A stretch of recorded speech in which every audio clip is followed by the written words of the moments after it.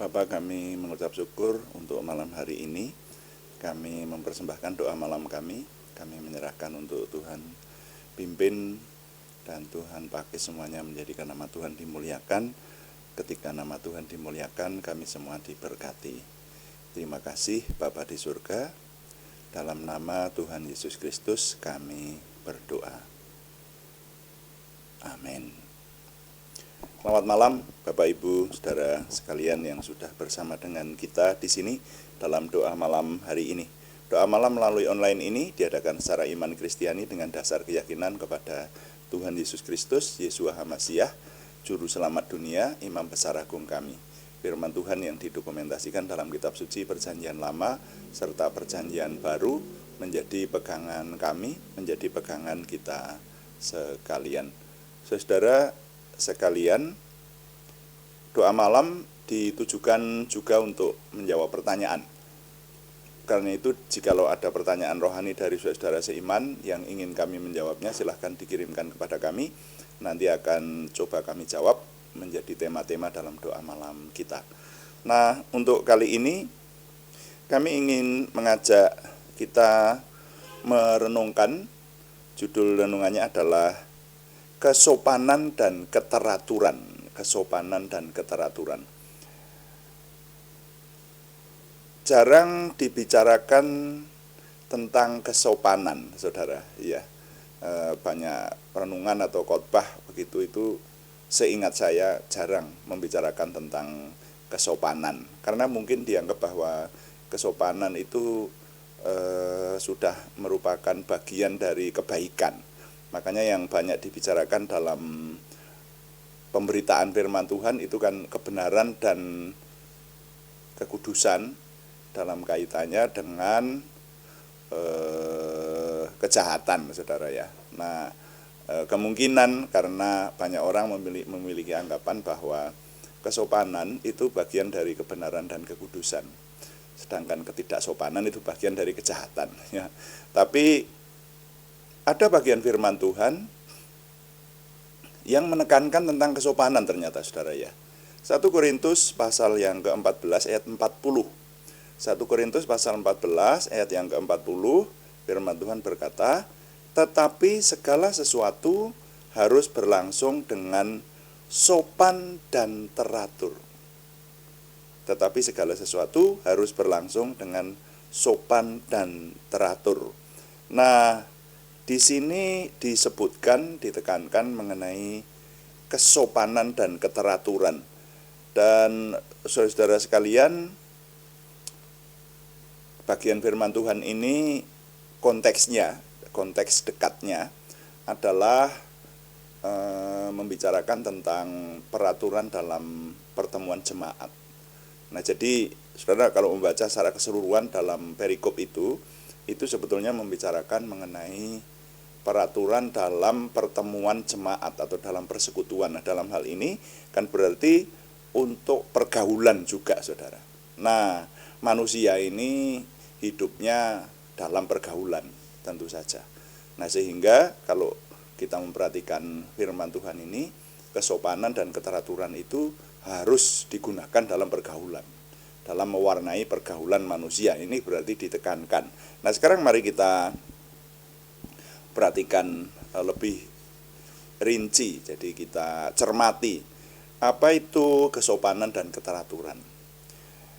Sopan itu lawan katanya adalah tidak senonoh. Nah, sedangkan teratur itu lawan katanya kekacauan. Kalau kita memperhatikan sampai di sini, maka kita nanti akan mendapati apa yang dimaksudkan oleh firman Tuhan ini. Saudara, apa itu yang disebut tidak senonoh? Tidak senonoh itu adalah suatu tindakan yang kalau dilakukan di depan umum atau ketahuan orang banyak, itu adalah tindakan yang memalukan.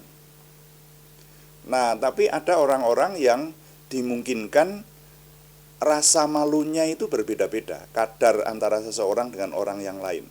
Ada orang-orang yang melakukan hal-hal yang seharusnya memalukan, tapi dia tidak merasa malu. Nah itu kalau itu dilakukan di depan umum, itu namanya tindakan yang tidak senonoh. Atau bukan hanya di depan umum, tetapi hal-hal yang di luar hukum atau di luar norma kewajaran yang berlaku di masyarakat tertentu, itu bisa disebut tidak senonoh. Nah, sehingga firman Tuhan di sini menekankan, itu artinya bahwa tindakan tidak senonoh itu oleh firman Tuhan dilarang. Karena di sini ada perintah, segala sesuatu harus dilakukan dengan sopan. Juga mengenai keteraturan. Keteraturan itu lawan katanya adalah kekacauan, saudara. Nah, kekacauan juga tidak boleh. Firman Tuhan melarang kekacauan, saudara ya. Seperti kita ketahui bahwa Tuhan kita itu Tuhan yang teratur. Tuhan kita Tuhan yang tertib. Di mana ada Tuhan, di situ ada aturan. Ya, di mana ada Tuhan, di situ ada hukum. Ada sesuatu yang harus ditaati. Di mana ada Tuhan seperti itu. Jadi hidup di dalam Tuhan itu tidak boleh sembarangan. Dan kekacauan itu dimulai dari sikap sembarangan ini. Kekacauan itu dimulai dari sikap-sikap yang tidak mau diatur atau yang menentang keteraturan.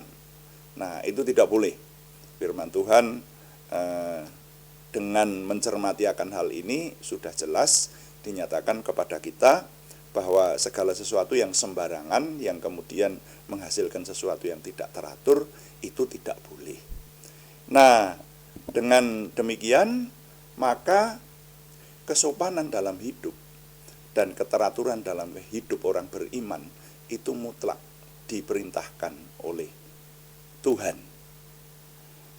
Dalam hal ini pakai kata segala sesuatu. Walaupun di sini konteks dekatnya adalah mengenai pergaulan atau peraturan di persekutuan jemaat. Tetapi kalau kata segala sesuatu itu kita cermati betul, itu ya memang harus segala sesuatu, saudara ya. Jadi di dalam segala segi hidup orang beriman harus diwarnai atau dengan falsafah atau didasari dengan kesopanan dan keteraturan. Ya.